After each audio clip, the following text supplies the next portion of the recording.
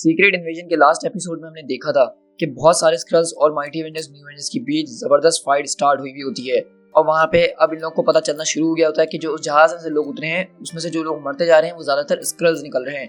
तो इससे इन लोग को ये बात साफ हो गई थी कि उस जहाज में तकरीबन जो भी लोग हैं वो स्क्रल्स ही हैं। और दूसरी तरफ हमने ये देखा कि उसमें से एक स्क्रल विजन जो होता है वो आता है सेंट्री के पास और उसका माइंड ऐसा वॉश करता है, उसको ये बताता है कि ये वॉइड वापसी आ चुका है और ये सब उसकी वजह से हो रहा है, मतलब सेंट्री की वजह से हो रहा है। इसका सेंट्री के ऊपर बहुत बुरा असर पड़ता है और वो ये जंग छोड़ के भाग जाता है।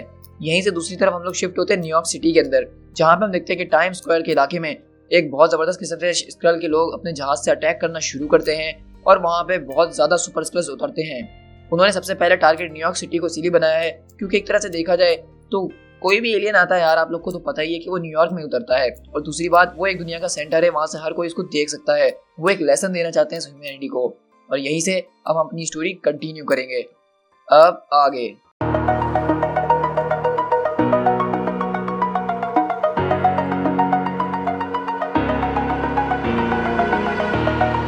Over the edge, feel like I'm floating through the air.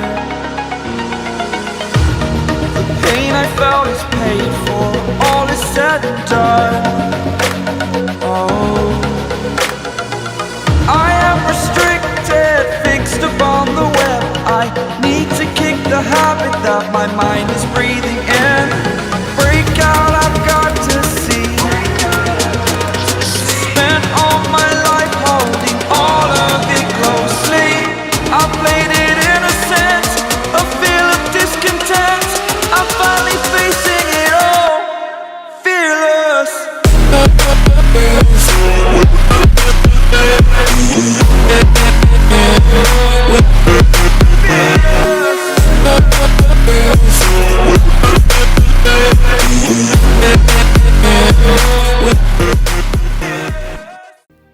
हम शिफ्ट होते हैं शील्ड हेली कैरियर के ऊपर जो कि इस वक्त क्रैश लैंड किया होता है बरमूदा ट्रायंगल के ऊपर।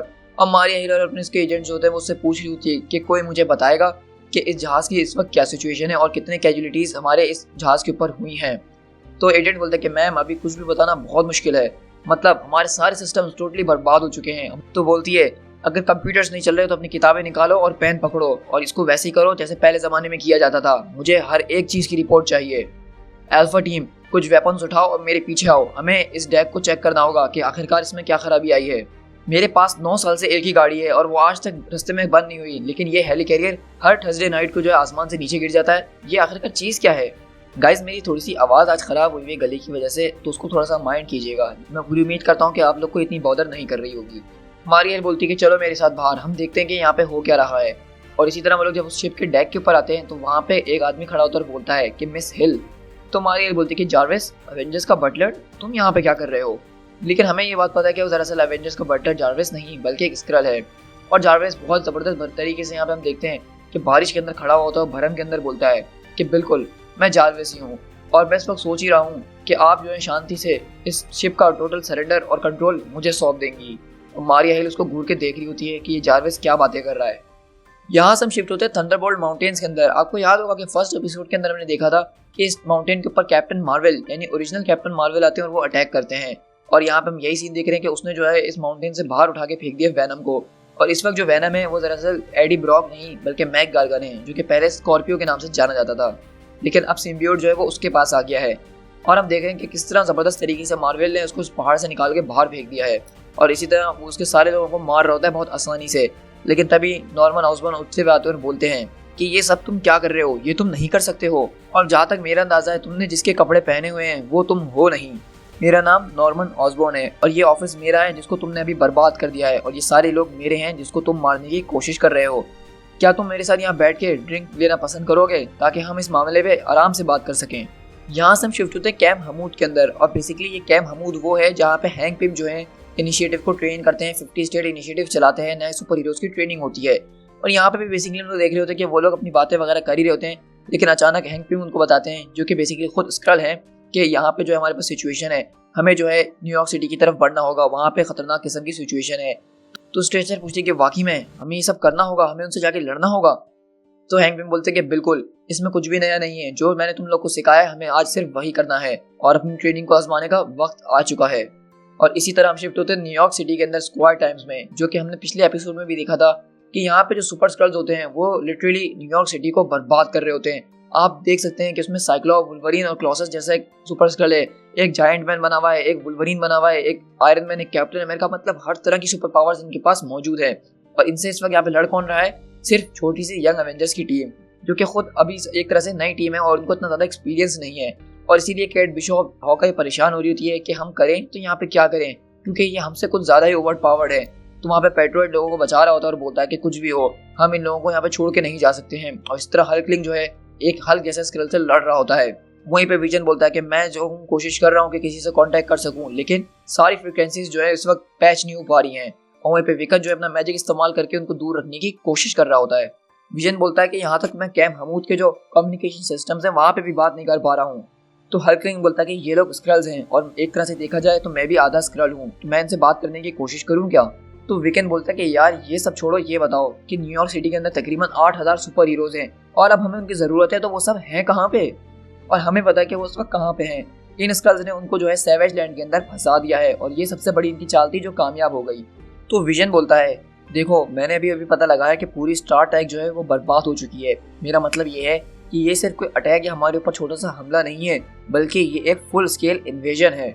हम वहीं पे देखते हैं कि हल्कलिंग बोलता है कि मेरे भाइयों ब्रदर्स ऑफ एम्पायर, मेरी बात तो सुनो जरा, मैं हल्कलिंग हूँ, मैं भी तुम में से एक हूँ, मैं भी आधा स्क्रल हूँ, मैं जो हूँ प्रिंसेस एनाले का बेटा हूँ और तुम्हें ये सब रोकना होगा यार, हम लोग बात कर सकते हैं इस बारे में। लेकिन ये स्क्रल्स आज यहाँ पे बात करने के लिए आए ही नहीं थे और वो हल्कलिंग के ऊपर जबरदस्त तरीके से अटैक्स करना शुरू कर देते हैं। और वहीं पे विकन जो है उसके पास जाता है उसको बचाने के लिए, लेकिन विकन उसको जैसे ही बचाने के लिए जा रहा होता है अपना मैजिक इस्तेमाल करता हुआ, वहाँ पे जायंट मैन जैसा स्क्रल आता है और उसको बहुत जोर से मुक्का मारता है, जिससे विकन काफी दूर जाके गिरता है। और स्पीड बोलता है कि ओ माय गॉड, इसकी हालत तो बहुत खराब हो चुकी है। तो वहाँ पे हॉकाई बोलती है कि गाइस घबराने की जरूरत नहीं है, सब ठीक हो जाएगा क्योंकि इनिशिएटिव यहाँ पे आ चुका है। और इसी तरह हम देखते हैं कि इनिशिएटिव की जो टीम होती है वो न्यूयॉर्क के अंदर आती है और उनको लीड कर रहा होता है गॉन्टलेट नाम का एक हीरो, और बोलता है 3 टीम्स की फॉर्मेशन बनाओ और बढ़ जाओ और इस चीज़ को जल्दी से ख़त्म करो। हम इस लाइन को तब तक होल्ड करके रखेंगे तब तक कैलवरी यहाँ पे ना आ जाए और इसमें कुछ भी नया नहीं है, बस शुरू हो जाओ। और इस तरह जो है गॉन्टलेट अपना गॉन्टलेट इस्तेमाल करता है और ज़बरदस्त तरीके से जायंट मैन के अंदर घुसता है, जिससे वो गिरता है एक बहुत बड़ी सी बिल्डिंग के ऊपर। और इसी तरह यहाँ पे हम बहुत ज़बरदस्त नज़ारा देख रहे होते हैं जहाँ पे ये लोग तो वहाँ पे जो लोग मौजूद हैं पब्लिक उनको भी बचा रहे हैं और साथ में सुपर स्क्रल की इतनी खतरनाक आर्मी से मिलकर लड़ भी रहे हैं। और यहीं पे स्ट्रेचर वगैरह भी आ जाती है इनकी मदद करने के लिए। और इस तरह न्यूज़ चैनल वाले भी यहाँ पे पहुँच जाते हैं और बोलते हैं कि ऑल राइट, अब हम लोग लाइव हैं, ये सब टीवी पे लोग देख सकते हैं। यहाँ से हम शिफ्ट होते हैं सैवेज लैंड के अंदर, जहाँ पे स्पाइडर वुमन जो है जंगल में से निकल कर आ रही होती है उस तरफ जहाँ पे टोनी अपना सूट बना रहा है लेबोरेटरी के अंदर। लेकिन वहीं पे जो है एको माया लोपेज जो है इसका पीछा करते हुए यहाँ पे आ जाती है और जेसिका उस पर अटैक करने की कोशिश करती है। तो एको बचते हुए बोलती है कि ये मैं हूँ एको और मैं कोई स्क्रल नहीं हूँ जेसिका। तो जेसिका बोलती है कि मैं अच्छे से जानती हूँ कि तुम स्क्रल नहीं हो। और हम देखते हैं कि वो बेसिकली एको को गर्दन से पकड़ लेती है और उसको दूर फेंकती है, जिससे उसकी कोई हड्डी वगैरह टूट जाती है। और इस तरह हम देखते हैं कि टोनी स्टार्क अपने आर्मर से कम्युनिकेशन बनाने की कोशिश कर रहा होता है, लेकिन उसका आर्मर अभी भी टोटली फेल हुआ होता है और उसमें यही एरर आ होता है कि alien virus detected, all systems failing. Iron man बोलता है कि वेल, मैंने इतने पैसे जो लगाए थे वो आज सही जगह पे लग गए हैं, मुझे जो है अपना बायोवेयर वो अपने आप से डिस्कनेक्ट करना पड़ेगा, वरना ये वायरस मुझे जो है एक ज़बरदस्त किस्म का नमूनिया दे रहा है। और इस वक्त मुझे तकरीबन कम से कम भी जो है 102 का बुखार हो रहा है और मैं यहाँ पे बहुत मुश्किल से खड़ा हूँ। लेकिन वहीं पर हम देखते हैं स्पाइडर वुमन आती है और बोलती है और सुनाओ टोनी, क्या चल रहा है? तो टोनी बोलता है कि ये मत समझना कि मैं तुमसे रूडली बात कर रहा हूँ, लेकिन साफ बात यही है कि मैं किसी से अब कोई बात नहीं करने वाला जब तक मैं ये सब फिगर आउट ना कर लूँ कि यहाँ पे कौन स्क्रल है और कौन ह्यूमन है। तो स्पाइडर वुमन बोलती है कि बस अब शांत हो जाओ, तुम्हें जो करना था वो तुमने कर दिया है। और टोनी जो है अपना काम कर रहा था, लेकिन जैसे उसकी ये बात सुनता है वो एकदम घबरा जाता है और उसको देखना शुरू करता है। तो जेसिका बोलती है कि इस अर्थ के ऊपर तुम्हारा जो काम था अब वो ख़त्म हो चुका है। तो टोनी बोलता है कि मेरा काम, मेरी अर्थ, क्या बातें कर रही हो तुम? तो स्पाइडर वुमन बोलती है कि तुम हमारे लोगों की हिस्ट्री के अंदर एक सबसे ग्रेटेस्ट हीरो के तौर पे लिखे जाओगे और पूरी दुनिया हमारी जो है तुम्हें हमेशा याद करेगी गोल्डन वर्ड्स के अंदर। तो टोनी बोलता है कि ये सब क्या बकवास कर रही हो तुम, बस अब खामोश हो जाओ। लेकिन स्पाइडर वुमन बोलती है कि नहीं, मुझे कहने दो, क्योंकि तुमने जो आज काम करा है तुमने अपनी क्वीन का अनडाइंग लव कमा लिया है। और इस तरह हम देखते हैं स्पाइडर वुमन उसको किस करती है। लेकिन टोनी स्टार्क बोलता है गुस्से से कि तुम्हारा दिमाग खराब हो गया है, मैं कोई स्क्रल नहीं हूँ। तो स्पाइडर वुमन मुस्कुराते हुए बोलती है कि हाँ मुझे पता है, और तुम्हें यही लगता है कि तुम कोई स्क्रल नहीं हो और इसी के लिए तो हमने तुम्हें ट्रेन किया है। लेकिन टोनी बोलता है कि बस करो, तुम ये सब क्या कर रही हो मेरे साथ। लेकिन स्पाइडर-वुमन बोलती है देखो, घबराने की ज़रा भी ज़रूरत नहीं है, तुमने अपने लोगों को बचाया है, तुमने अपनी जान की परवाह किए बगैर इन सबको बचा लिया है। जैसे कि मैंने तुमसे उस वक्त भी कहा था जब तुम इसके लिए वॉलंटियर कर रहे थे, आज मैं दोबारा वही बात कहती हूँ कि मुझे अफसोस हो रहा है कि आखिर में तुम्हारे साथ इस तरह से हो रहा है। मैं जानती हूँ ये कितना ज़्यादा मुश्किल लग रहा है, मुझे बहुत ज़्यादा अफसोस हो रहा है कि सच्चाई तुमसे भी छुपी हुई है। लेकिन टोनी को समझ में नहीं आ रहा था कि आखिरकार ये हो क्या रहा है, क्योंकि बेसिकली स्पाइडर-वुमन उसको ये बताने की, ये जताने की कोशिश कर रही है कि वो एक किस्म का स्लीपर एजेंट है स्क्रल का, और वो खुद स्क्रल है और उसको ये बात पता भी नहीं है, और उसने जो सारे काम किए हैं वो इन लोगों के लिए किए हैं। और वो बोलती है स्पाइडर-वुमन अपनी बात कंटिन्यू करते हुए कि तुम्हें क्या लगता है टोनी कि तुमने हीरोज को आपस में एक दूसरे से लड़वा दिया, इस दुनिया के ऊपर one of the most important person की चेयर वो तुमने हासिल कर ली, और इसके अलावा तुमने और भी बहुत ज़्यादा करिश्मे करके दिखा दिए इन कुछ दिनों के अंदर। और ये सब कैसे मुमकिन है मेरे ब्रेव सोल्जर, ये सब तुमने हमारे लिए किया है, मैं इसके लिए तुम्हें बहुत प्रेज करती हूँ और मेरा प्यार हमेशा तुम्हारे लिए रहेगा कर आली। और तुमने जो है अपने दिन बहुत ज़बरदस्त तरह से कमा लिए हैं। और इस तरह दोबारा हम स्क्वाड टाइम्स के अंदर शिफ्ट होते हैं, जहाँ पे स्क्रल्स वो अभी भी इन लोगों के ऊपर भारी पड़ना शुरू हो जाते हैं। वो स्ट्रेचर को जो है बहुत बुरी तरीके से मार रहे होते हैं, मतलब ये स्क्रल जो है ज़रा भी इन लोग के ऊपर मर्सी नहीं दिखा रहे हैं, ये इन लोग को बहुत बुरी तरीके से बिल्कुल मर्सीलेस तौर पर जो है इनको मार रहे हैं। और वहीं पे हम देखते हैं कि सारे स्क्रल जो हैं वो यहाँ पे हावी होना शुरू हो जाते हैं और अपनी लैंग्वेज में बड़बड़ा रहे होते हैं। और वहाँ पे इसी तरह हम देखते हैं कि वहाँ पे एक स्क्रल आता है जिसके पास एक ज़बरदस्त किस्म की पावर होती है, जिससे सारे सुपर हीरो जो है वो एक शॉक की स्टेट में चले जाते हैं। और यहाँ से ऐसा लग रहा था कि अब इनमें से कोई भी सुपर हीरो नहीं बचने वाला है, इन स्क्रल के हाथों आज बहुत सारी मौतें होने वाली हैं। और न्यूज़ चैनल वाले भी यही चीज़ देख रहे होते हैं और उनको यकीन नहीं हो रहा होता कि वाकई में ऐसा कुछ हो रहा है। और वहीं पर जब सारे सुपर हीरोज गिर रहे होते हैं, अपनी आखिरी सांसें ले रहे होते हैं, तो विजन चिल्लाते हुए बोलता है कि तुम लोग ज़्यादा टाइम यहाँ पे नहीं रह सकते हो, हमारे मरने के बाद और भी हीरोज आएंगे और वो हमारा बदला तुमसे लेके रहेंगे, तुम यहाँ पे जीत नहीं सकते हो, ये मेरी बात याद रखना तुम लोग। लेकिन वहीं पे हम देखते हैं कि अगले पल एक स्क्रल बहुत ज़ोर से फायर करता है और विजन का दिमाग उड़ा देता है, और वो जो है इस तरह सारे सुपर हीरोज़ को एक एक करके मारना शुरू कर देते हैं। और जो कैमरामैन वगैरह ये सब रिकॉर्ड कर रहे होते हैं, अब उनको भी डर लगना शुरू हो गया होता है कि आखिरकार ये हो रहा है तो क्या हो रहा है। इससे पहले कितने भी खतरनाक विलन्स आ जाए, उन्होंने कभी सुपर हीरोज़ को इस तरह लोगों के सामने नहीं मारा था। लेकिन ये स्क्रल्स ये किसी चीज़ का भी आसरा नहीं कर रहे हैं, इनको ये अर्थ चाहिए किसी भी कीमत के ऊपर। लेकिन वहीं पे हम देखते हैं कि अचानक पूरे न्यूयॉर्क सिटी के अंदर अर्थक्वेक आना शुरू हो जाता है और हर चीज़ ज़ोर ज़ोर से हिलना शुरू होती है।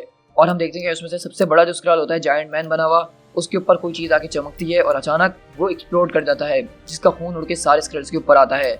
और वहीं से दूसरी तरफ हम शिफ्ट होते हैं और वहीं पर हम देखते हैं कि ज़मीन के अंदर से बेसिकली जो अर्थक्वेक आया था, वहाँ पे निक फ्यूरी और उनके जो कमांडोज होते हैं वो अपनी टीम लेके यहाँ पे पहुँच गए होते हैं। और ये वही लोग हैं जिनको निक फ्यूरी माइटी एवेंजर्स के कॉमिक्स में हमने देखा था कि बहुत टाइम से ट्रेन कर रहे हैं।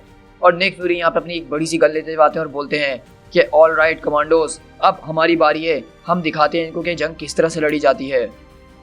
To be continued.